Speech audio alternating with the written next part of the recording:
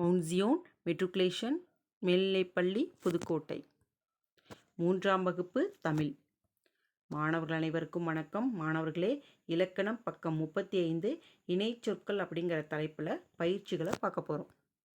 பெயர் சொற்களுடன் அவற்றிற்கு தொடர்புடைய சொற்களை எழுதுக. பெயர் சொல் கொடுத்துருக்காங்க, அதற்கு தொடர்புடைய இணைச்சொற்கள் கொடுத்துருக்காங்க, அது ரெண்டையும் சேர்த்து எழுதணும். உதாரணமாக, பெரிய கப்பல். கப்பல் எப்படி இருக்குது? ரொம்ப பெரியதாக இருக்குது. அப்போ பெரிய கப்பல். இரண்டாவதாக உள்ள சொற்கள் என்னென்னா அமைதியான ஆலயம். ஆலயம் எப்பயுமே எப்படி இருக்கும்? ரொம்ப அமைதியாக இருக்கும். அப்போ அமைதியான ஆலயம். மூன்றாவதாக உள்ள சொற்கள் அகலமான சாலை. சாலை எப்பவுமே எப்படி இருக்கும்? அகலமாக இருக்கும். அப்போ அகலமான சாலை. நான்காவதாக உள்ள சொற்கள் விலை உயர்ந்த கணிப்பொறி. கணிப்பொறி எப்படி இருக்கும்? விலை உயர்ந்ததாக இருக்கும். அப்போது விலை உயர்ந்த கணிப்பொறி.